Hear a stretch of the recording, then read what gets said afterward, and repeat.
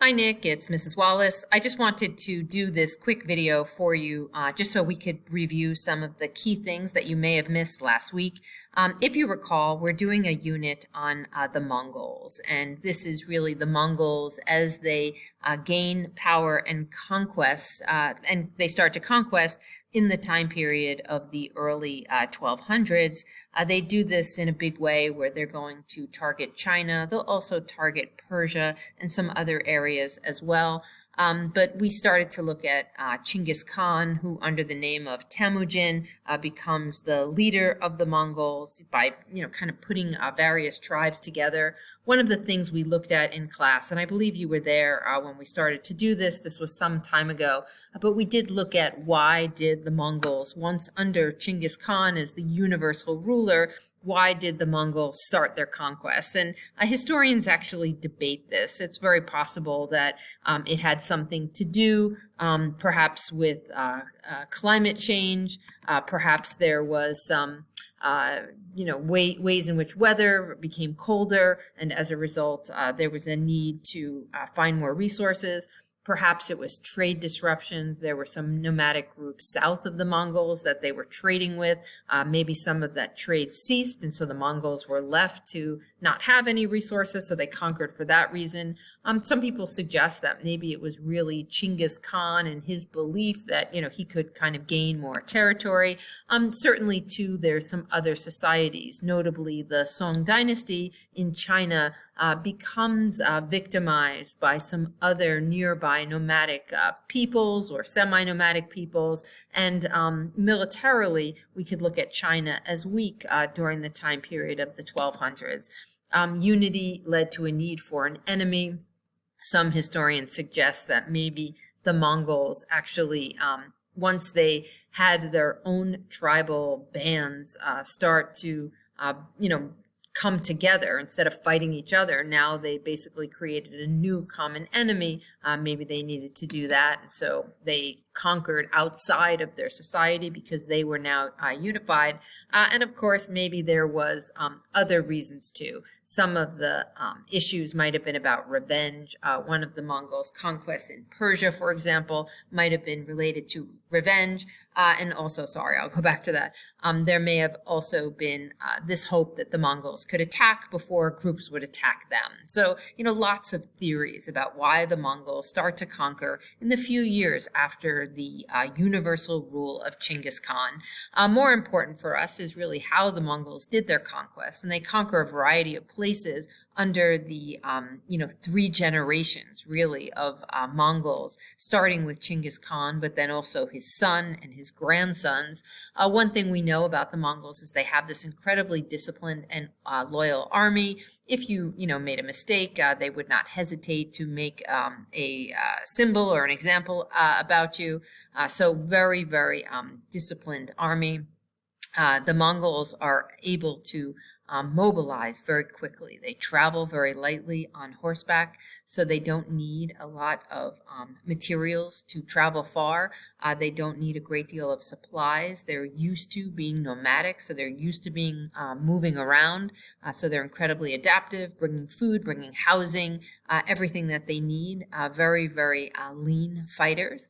They also had this incredible strategy where they would conquer other societies and then incorporate some of the people conquered into either their military or would take them back to Karakorum in modern day Mongolia, the home base of the Mongols. They would perhaps use some of those conquered peoples as enslaved persons, as engineers. There is like a movement of people that the Mongols do, in an effort to use these resources. They are collectively a small group of people, maybe about 1 million people strong, and they take over societies that are 60 million people big. So how does that ultimately happen? A lot of it happens because they're extending the size of their own people. They actually use a decimal system to organize the military. Chinggis Khan has the military in groups of 10, 100, 1,000. So people are able to coordinate and easily become ready to fight based on what was needed, a smaller set of troops versus a larger one. They're very, very unified, so that becomes connected. They are fighting a common enemy, and oftentimes they're sharing the loot of a society that they conquer. So there might have been some incentive for individuals who were fighting with Genghis Khan. They may have gained some loot from when they conquered. Temujin's leadership is also noteworthy, people becoming loyal to him. And lastly, maybe psychological terrorism. The Mongols were known for demanding groups to surrender or die. And if groups did not surrender, oftentimes there could be a great deal of brutality, which set the tone. Groups down the road would say, we are going to negotiate with the Mongols. We will pay them a fee, anything, so that they don't come to our society. So there is, in a sense, a degree of fear that the Mongols are building. Something that we started to talk about in class, and this really fits with when you were absent, is the role of China during the Mongols. And the reason for this is that at the time that Genghis Khan starts attacks on China, China's in a very vulnerable place, okay? So we've been talking about the Sung dynasty. The Song dynasty follows the Sui and the Tang dynasty. We're looking at some dates here. So one period of the Song dynasty is 960 to 1126, and it's known as the Northern Song. So if you look at the map for a second, you can kind of see the area that I'm using my cursor for. Kaifeng is the capital. That is the capital of the Northern Song dynasty. And you can also see north of the Northern Song dynasty. So this is essentially China here. There's other groups, the Xixia, which is known as the Tangut people, kind of a semi-nomadic group. There's also the Khitan people in a dynasty called the Lao dynasty. So this is a group up here. You can see modern-day Beijing, which would normally be to us incorporated into China, is actually in the Liao dynasty at this point, and it's being organized and run by the Khitan people. Okay, so there's quite a bit of land that maybe we would attach with modern-day China that's not in the Northern Song dynasty.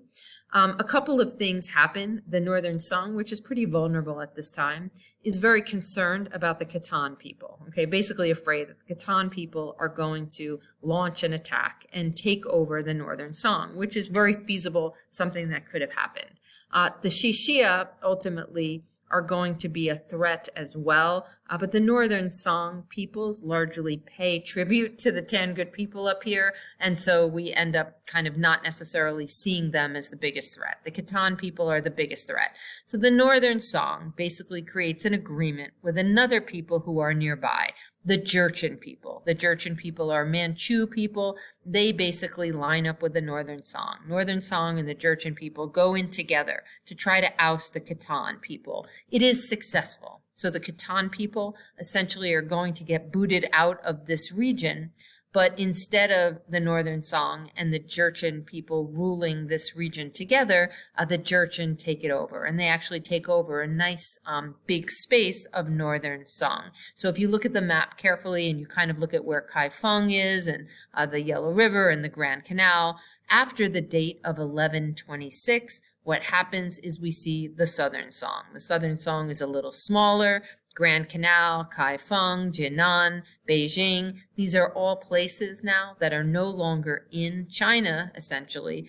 They are in the Jin dynasty, organized by the Jurchen people. Now, most of the people who live in this region are still Han Chinese. They are ethnic Chinese, and the Manchu people, the Jurchen, have come and they're ruling over the Han Chinese, and they're largely ruling like it's a Chinese dynasty. So for all intents and purposes, we can look at the Jurchen people as like a takeover group, but largely it is part of China, but it is separate than the Southern Song, okay? In 1227, the Tangut, the Xixia, this is going to be part of the Mongols. The Mongols will take this group and take that land. The Jin dynasty is on the ground, in a sense. This is also going to be attacked by the Mongols, okay? Around Beijing at first, and then eventually south of Beijing. And in class, we've been talking about Confucianism and Taoism. This is a period that we often refer to as the Southern Song, kind of a time period of a great deal of military weakness, but also very heightened cultural revival. The key city, because the Southern Song, when they're kicked out, when the Song dynasty is kicked out of their capital city of Kaifeng, the emperor is captured, eventually kind of breaks free, and they all travel south.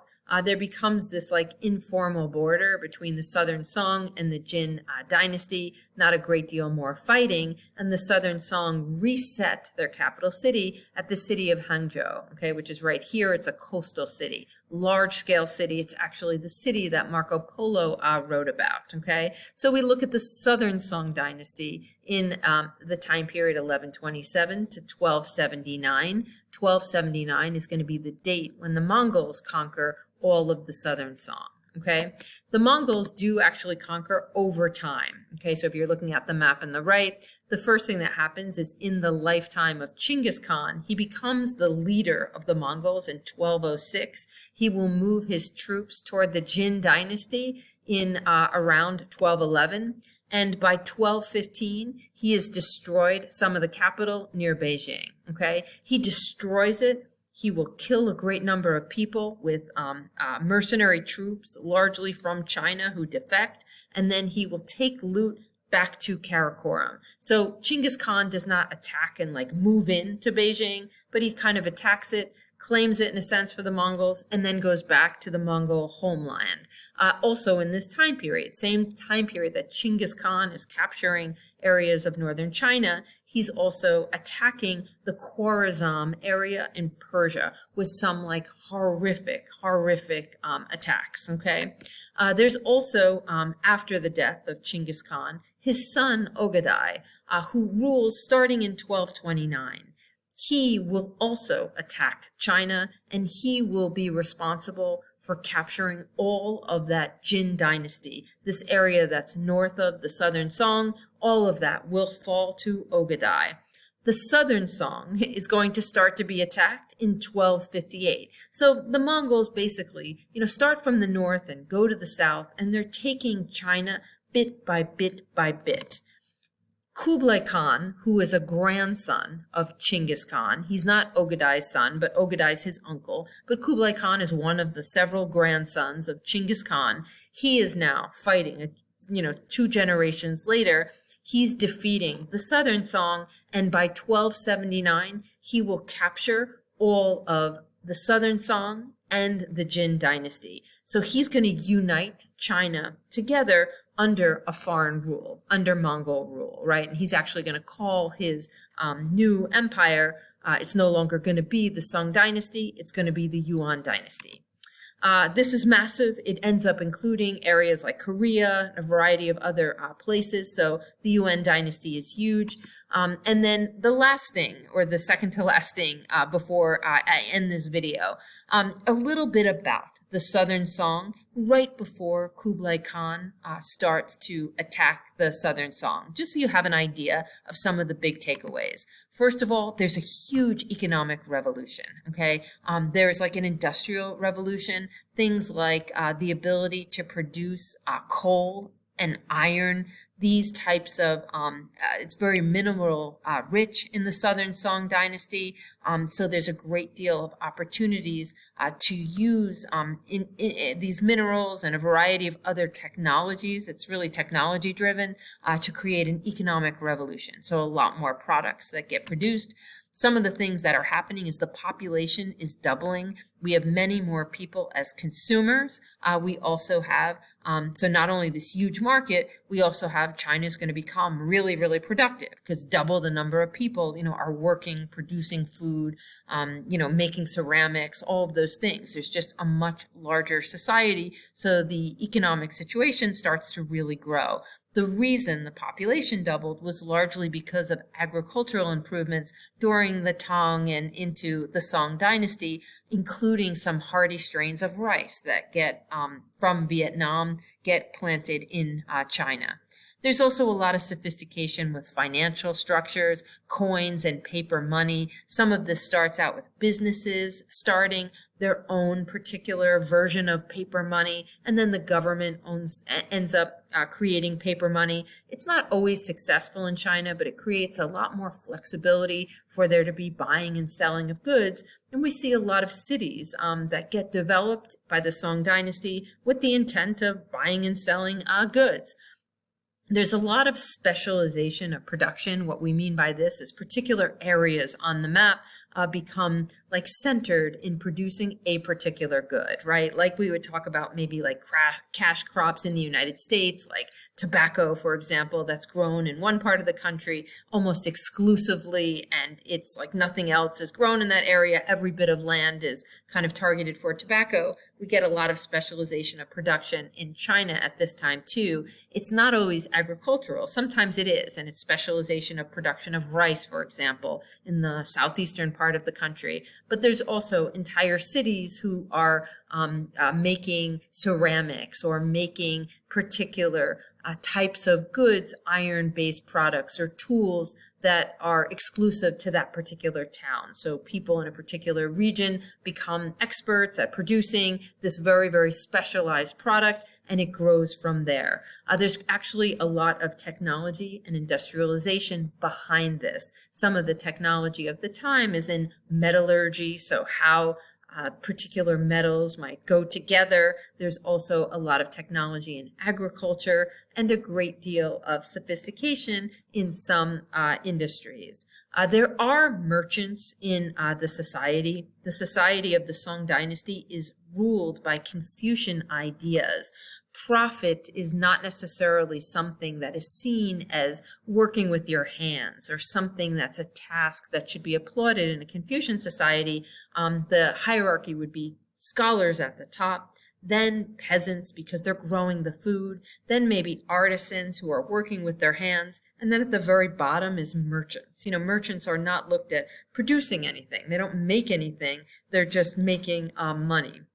At the same time, even though we could kind of say Confucian ideology would place merchants at the bottom, there's a great deal of merchant activity in the Song Dynasty. There's recognition that economic wealth is valuable, and people are pursuing this end even despite some of the Confucian ideals. So we know there's a great deal of profit being made, buying and selling, and individuals who are fitting into that particular class. And we're also going to see a lot of collaboration between the scholars who are not necessarily making money from some of the products that are produced, but in some cases they will end up supporting some of the merchants. So we actually get some, merchants who kind of want to be important like the scholars. They buy things like libraries and stuff like that, and we get some scholars who want to make money like the merchants, and it lends itself to a little bit of tag team. Up until the Song Dynasty, scholars were basically picked, and people in the government were picked based on a hereditary system. So by the time we get to the Song Dynasty, we have the civil exam is becoming a way of deciding who's going to be in government. And the civil exam is based on Confucian texts and Confucian principles. So the individuals with the highest scores are serving at the highest level of government, and individuals who are actively Confucian scholars running the government kind of had bought into a certain set of principles. And we would look at China at this time as having a very centralized government and a very, very strong rule of law. Okay. The civil exam is actually expanded at this time. In other words, there are more people taking the civil exam than any other time in Chinese history. Not everybody's passing it, but we get a significant number of people. And even people who don't score well or don't pass the civil exam, some people train their whole life and it becomes their job in a sense to kind of be a scholar in training. And some people are able to do some role as a literate, as a scholar. They might be a teacher, or they might give advice to some local administrators. There might be secretaries to some scholars. So there's actually quite a few opportunities, even for people who didn't pass the exam, but actually study to take the exam. Locally, there's a great deal of activity. So something unique about the Southern Song is it's a very hilly area. The geography is kind of establishing a lot of isolation in some regions. So there's actually quite a bit of local scholar impact. So there's, room for scholars to have a say in the problems of like their local towns. And there's also a very weak military. This is a society where the people in power are local scholars, those individuals who did well in the civil exam. Military leaders or generals are not given a great deal of power because there's a threat that they might take their own power. So that power is minimized. That becomes, a vulnerability for the Song Dynasty. Some of this is where we started to talk before Monday, and we looked at a painting, and I'm going to send you the link to the painting. The painting is called the Beijing Qinming Scroll. It's long. It's like 18 feet long, so it's like a massive painting that you can look at. It's read from right to left, so you would look at the painting starting in the right and go all the way to the left. It's 18 feet long and about 10 inches tall. So very short, from top to bottom, but very, very, very long. So if you were looking at it in a museum, it might be in like a glass case, you'd start at the right-hand side and go all the way down. This particular scroll shows a Song Dynasty urban area. And basically in it, you just see tons and tons of people shopping. You see mostly men, but a few women. It gives us a sense of some of the prosperity of the time. So I'll send you the link and you can look at the painting, see what you notice. There are scholars in the painting. Some of them are young and they're studying for the civil exam. Some of them are older and they're actually already, scholars, and their clothing kind of dictates what their beliefs are, and they're probably debating and arguing. We do see Taoist, Confucian, and Buddhist scholars. Some of these folks are debating their ideas. There's some pushback against Buddhism in the Song Dynasty. Some people will argue that Confucianism is like the best ideology. Neo-Confucianism does form. Somebody by the name of Zhu Xi is going to be very, Zhu Xi rather, is going to be very connected to Neo-Confucianism. It's like, the old form of Confucianism that we were talking about in class, but like with a little tweak, with a little change, we start to see that develop. Connects metaphysical in Buddhism and Taoism with values in Confucianism. Some of this like bigger questions about what does it mean to exist, things like that. These are questions that scholars start to ask and debate, and this is a huge influence of Taoism and Buddhism, and we see new intellectual movements in art. And if you look at the text that's on the screen now, this is what we started to talk about on Friday. You were absent at that time. We noted some of the way in which the ancient philosophies of Confucianism and Taoism made a revival in the Song Dynasty. When you think of Confucianism, first of all, it's really old. It's much older than the Song Dynasty. Confucius himself goes back to, he's probably born closer to like 550 BCE, in a time period that's known as the Warring States period. The Zhou Dynasty is like disintegrating before Confucius's eyes, and all of these new people are starting to get power. So there is a fear for Confucius, like how to stabilize society. And his recipe is very straightforward. There are relationships between people that need to be organized in a certain way. To Confucius, the way in which you have relationships, there's always a superior and an inferior role, even between friends, even though at one point one friend might be the leader and another friend the follower. At another point, one friend might be the follower, somebody else is the leader. So it's not always the same, but relationships like father-son and husband-wife and government and like ruler and the people, these are all key relationships. And Confucius, argues that these relationships can be organized to be reciprocal. So each person in the relationship has to play a certain role as either the superior or the inferior. And when they play their roles, a society ends up being better off, right? He also argues there's a lot of rituals that send signals back and forth about the degree of respect that happens between individuals who are playing their roles. To Confucius, the problem in society is when people don't play their appropriate role. Somebody who's like a local government leader starts to expand their power and become like too big for themselves, and they're, extending their power and their, kind of importance way beyond what their particular role is in society. And then we get wacky things happening. And in Confucius's time, he's looking to establish a recipe for how to make society better off.